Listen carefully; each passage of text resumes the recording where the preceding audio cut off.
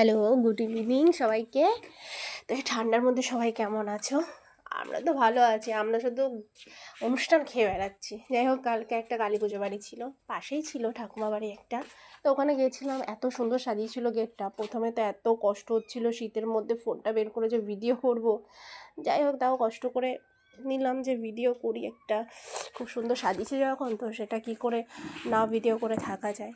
যাই হোক, করলাম। এই যে দেখো, ভেতরে এত সুন্দর সাজিয়েছে, মায়ের চারিপাশটা পুরো লালে লাল হয়ে গেছে, মনে হচ্ছে সত্যি সত্যি জবা ফুল ফুটে আছে, তার মধ্যে মাকে দাঁড় করিয়ে রেখেছে। খুব সুন্দর জায়গাটা। আর এত ঠান্ডা লাগছিল, সোয়েটার চাদর সবাই পরে ওখানে একদম বেশ সুন্দর করে বসে পড়েছে। তো আমি একটুখানি ঘুরিয়ে ডেকোরেশনগুলো দেখাচ্ছিলাম। শীতকাল হলেও তবুও অনেক লোক এসেছে এখানে। আমি আর মা বসেছিলাম, খাওয়ার প্যান্ডেলে প্রচুর ভিড় ছিল, যার জন্য ওখানে যাইনি। শুধু শুধু ওখানে বসে থাকার থেকে এখানে মায়ের সামনে বসে থেকে একটুখানি দেখছিলাম, সবার সঙ্গে গল্প করছিলাম। আর দেখো এত ভিড়, মানে প্রচুর ভিড়, যার জন্য আমরা ওখানে না বসে ওখানে ভেতরে গিয়েই বসেছিলাম। এবার তো খেতে হবে, যেহেতু অনেক রাত হয়ে গেছিলো। যতই রাত হোক না, এত ভিড় ছিল। তারপরে ফাইনালি আমরা একটা টেবিল পেলাম।